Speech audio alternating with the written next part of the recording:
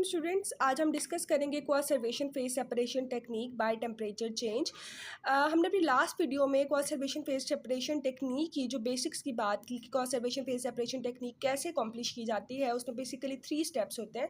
हम उसका थोड़ा सा ओवरव्यू देख लेते हैं, और अगर आपने पूरी उसका जो है वो स्टेप्स को देखना है तो आप मेरी लास्ट वीडियो को ज़रूर देखिएगा। कोआसर्वेशन फेज सेपरेशन टेक्निक की अगर हम ओवरव्यू की बात करें तो सबसे पहले आपने उसके 3 इमिसिबल केमिकल फेजेस बनाने होते हैं, यानी कि सॉलिड कोर मटेरियल या कोर मटेरियल जिसकी आपने कोटिंग करनी है, उसकी माइक्रो इनकैप्सुलेशन करानी है। ठीक हो गया। तो एक आपके पास फेज़ आ गई कोर मटेरियल। सेकंड फेज़ आपके पास आती है कोटिंग मटेरियल फेज़, यानी कि जिसकी आपने कोटिंग करनी है, जिस चीज़ की आपने कोटिंग करनी है अपने कोर मटेरियल के ऊपर। और थर्ड आपके पास फेज़ होती है लिक्विड मैन्युफैक्चरिंग व्हीकल। इन तीनों चीज़ों को मिलाकर आपके पास जो एक सिस्टम बनता है। और सेकंड फेज़ जो सेकंड स्टेप हमारे पास कोआसर्वेशन फेज सेपरेशन टेक्निक में आता है वो होता है coating material on core material. ठीक हो गया। यानी कि आपने क्या होता है, सेकंड फेज हमारे पास डेपोजिशन हो जाती है कोटिंग मटेरियल की कोर मटेरियल के ऊपर। और थर्ड स्टेप हमारे पास कोआसर्वेशन फेज सेपरेशन टेक्निक का क्या होता है, रिजिडाइजेशन। उस कोटिंग मटेरियल की कोर मटेरियल के ऊपर जो रिजिडाइजेशन होती है वो हमारा थर्ड स्टेप होता है। इसका मैंने ओवरव्यू दिया है। मज़ीद डिटेल इसको देखने के लिए कि ये प्रोसेस असल में होता कैसे है, उसकी बेसिक्स को देखने के लिए आप लास्ट वीडियो देख सकते हैं। आज का जो टॉपिक है, हम coacervation phase separation technique by temperature change की बात करते हैं। हमें पता है कि कोआसर्वेशन फेज सेपरेशन टेक्निक जो है वो काफ़ी सारी मेथड्स के थ्रू की जाती है। तो आज जो फर्स्ट मेथड हम डिस्कस करेंगे वो है टेम्परेचर चेंज की बात करेंगे। Coacervation phase separation technique by temperature change से कैसे कोआसर्वेशन फेज सेपरेशन जो है वो टेक्निक अकॉम्प्लिश होती है वो देखेंगे।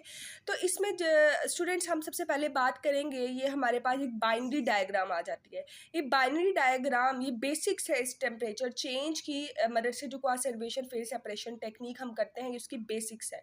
ठीक है, इसकी मदद से हमें समझने में आसानी हो जाती है और ये बहुत इंपॉर्टेंट है। जब भी लॉन्ग क्वेश्चन आता है coacervation phase separation technique by temperature change, उसमें आपको ये ड्रॉ करनी ही होती है। तो अगर हम बात करें कि टेम्परेचर कंपोजिशन फेज डायग्राम ये जो है ये कंपोज्ड होती है पॉलीमर और सॉल्वेंट के। ये बाइनरी सिस्टम के लिए बेसिकली ये डायग्राम है और ये कंपोज्ड होती है पॉलीमर और सॉल्वेंट के। अगर मैं इसकी बाइनरी फेज डायग्राम की बात करूँ तो देखिए आपको सिंगल फेज नज़र आ रहा है और 2 फेज नज़र आ रहा है, यानी कि आपको 2 फेजेस आपको नज़र आ रहे हैं। और एक्स एक्सिस पे आपको पॉलीमर कंसंट्रेशन नज़र आ रही है, जिसको मैंने परसेंटेज इन वेट में जो है वो लिखा है, और जबकि वाई एक्सिस में आपको टेम्परेचर नज़र आ रहा है। तो इससे अगर हम सिर्फ बाइनोडल ये जो हमारे पास बाइनरी फेज डायग्राम है इसको ही देखें तो हमें साफ साफ नज़र आ रहा है कि जी एक सिंगल फेज थी, और उसके बाद जो ये जो एक बाइनोडल कर्व है जब ये बाईपास हुई यानी कि ये क्रॉस हुई, ये जो बाइनोडल कर्व है उसके बाद जो है वो 2 फेज शुरू हो गया। ठीक है, ये सिंपल से हमें बात पता लग रही है। तो अगर हम इस बाइनोडल फेज डायग्राम या बाइनरी फेज डायग्राम की बात करें तो अगर हम इसकी एक्सप्लेनेशन की तरफ जाएं तो इसके एक्सप्लेनेशन में जी इन्होंने बताया कि एक्स फेज यानी कि एक्स एक्सिस या फिर जो एब्सिसा है वो जो है वो पॉलीमर कंसंट्रेशन को शो कर रहा है, और जो वाई एक्सिस है वो टेम्परेचर को शो कर रहा है। तो उन्होंने बात की कि जो हमारा सिस्टम है ना, जो पॉलीमर और सॉल्वेंट पे एग्जिस्ट करता है, ये होमोजीनियस सॉल्यूशन के तौर पे एग्जिस्ट कर रहा है at all points above the phase boundary FEG। ये हमारे पास क्या है, बाइनोडल कर्व है। वो कहते हैं कि बाइनोडल कर्व के ऊपर जो है वो सिस्टम हमारा जो है, बाइनोडल कर्व के जो ऊपर है जो हमारा सिस्टम, यानी कि बाइनोडल कर्व के शुरू होने से पहले हमारा सिस्टम जो कि पॉलीमर और सॉल्वेंट पे कंप्राइज करता है वो सिंगल फेज के तौर पर एग्जिस्ट करता है। जैसे ही ये बाइनोडल कर्व जो FEG है ये क्रॉस होगी टेम्परेचर के चेंज होने से या टेम्परेचर के डिक्रीज होने से, तो हमारे पास 2 फेज जो है वो सेकंड फेज हमारे पास, यानी कि कह सकते हैं आपको 2 फेज सिस्टम स्टार्ट हो जाता है। तो वही इन्होंने बात की है कि जो सिस्टम है हमारा, जो सिस्टम है वो एज अ होमोजीनियस सॉल्यूशन के तौर पे एग्जिस्ट करता है at all points above FEG।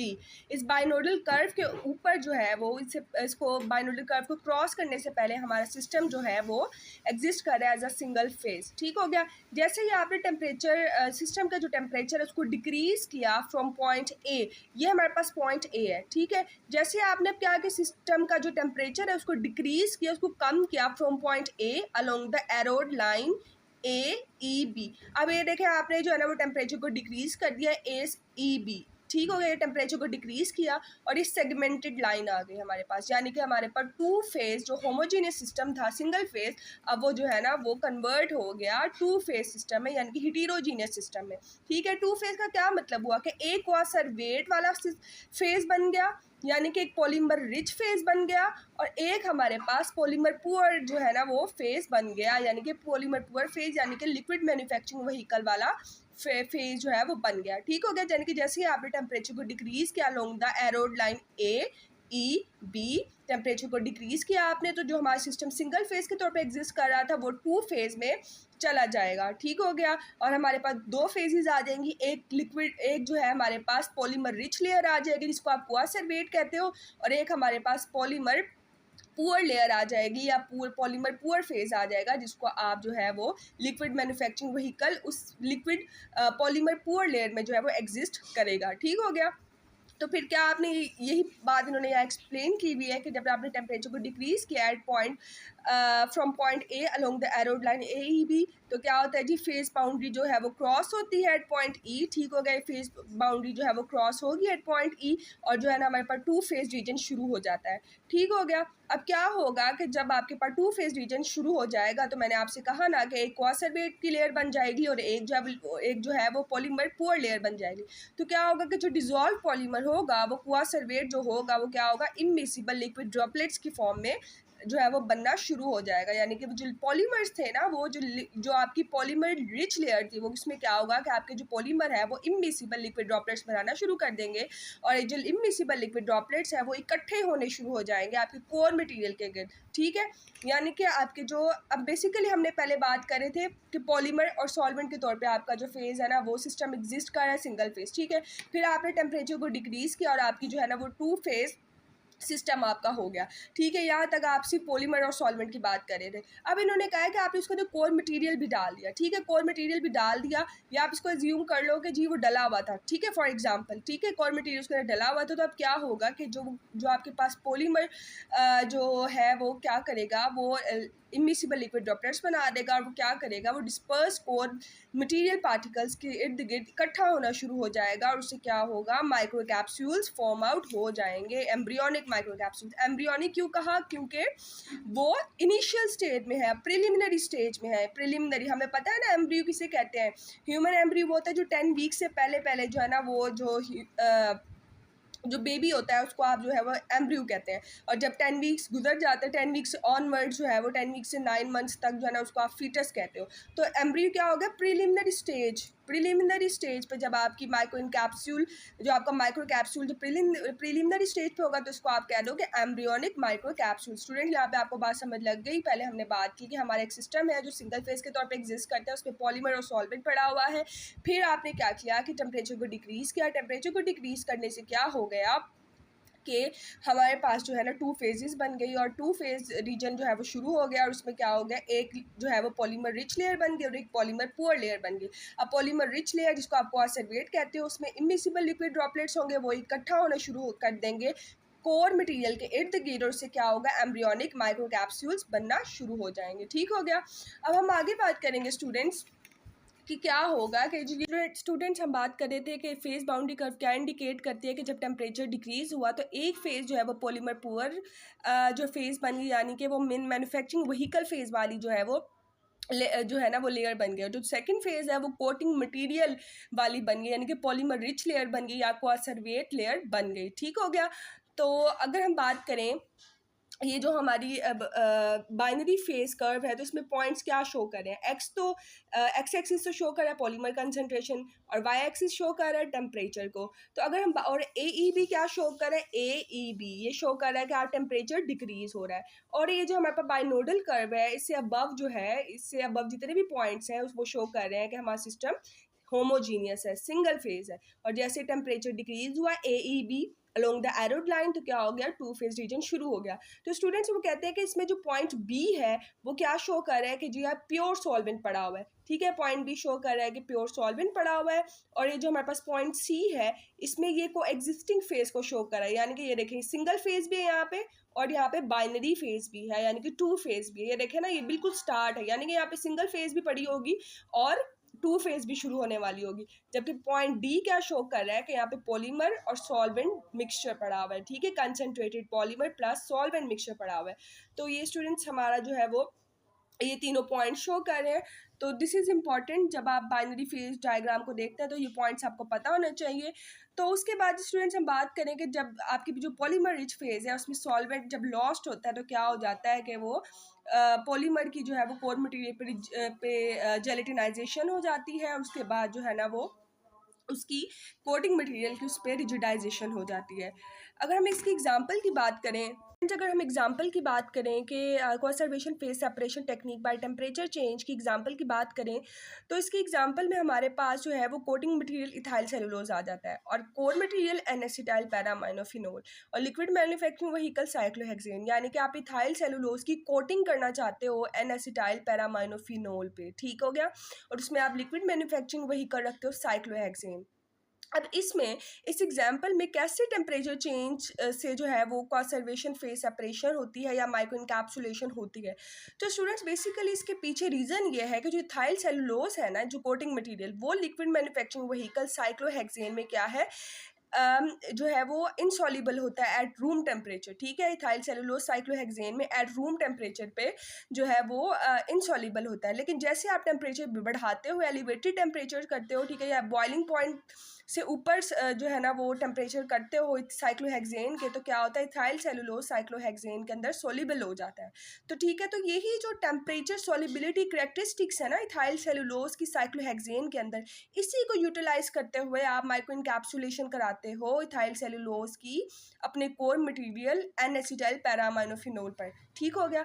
अब बेसिकली हम क्या करेंगे, सबसे पहले जी 2% पॉलीमर सोल्यूशन बनाएंगे इथाइल सेलुलोज का साइक्लोहेक्सेन के अंदर, ठीक है। इथाइल सेलुलोज का साइक्लोहेक्सेन में हम 2% सोल्यूशन बना लेंगे और फिर इसको जो है ना बॉइलिंग पॉइंट से ऊपर, साइक्लोहेक्सेन के बॉइलिंग पॉइंट से ऊपर जो है ना हम इसको मिक्स कर लेंगे, ठीक है। फिर क्या होगा, इथाइल सेलुलोज साइक्लोहेक्सेन के अंदर क्या हो जाएगा, सॉल्युबल हो जाएगा। फिर हमारे पास ये मिक्सचर बन गया। मिक्सचर को आपने क्या करना है, चूल्हे से उतार लेना है या बर्नर से उतार लेना है और उसके अंदर आपने अपना कोर मटेरियल एन एसिटाइल पैरामाइनोफिनोल को ऐड ऑन कर देना है, उसको डाल देना है अपने मिक्सचर के अंदर। अब क्या होगा, जो एन एसिटाइल पैरामाइनोफिनोल को आपने साइक्लोहेक्सेन और इथाइल सेलुलोज के जो मिक्सचर के अंदर डाला, तो क्या होगा, आपने उसको उसके टेम्परेचर को कूल डाउन कर लेना है, रूम टेम्परेचर पर ले जाना है, ठीक है। तो हमें पता है रूम टेम्परेचर पे क्या होता है कि इथाइल सेलुलोज साइक्लोहेक्सेन के अंदर इनसॉल्युबल हो जाता है। तो जैसे ही आपने जो है वो रूम टेम्परेचर पे या कूल कर लिया आपने अपने मिक्सचर को, तो क्या होगा कि 2 लेयर्स बन जाएंगी, इथाइल सेलुलोज अलग हो जाएगा और साइक्लोहेक्सेन अलग हो जाएगा, क्योंकि इथाइल सेलुलोज की जो है ना वो अट्रैक्शन है, उसकी जो है वो एड्जॉर्प्शन प्रॉपर्टीज़ है एन एसिटाइल पैरामाइनोफिनोल के लिए। तो वो क्या करेगा, वो स्मॉल लिक्विड जो है इमिसिबल ड्रॉपलेट्स बना लेगा और वो जाकर एन एसिटाइल पैरामाइनोफिनोल के इर्द गिर्द इकट्ठा होना शुरू हो जाएगा, ठीक हो गया।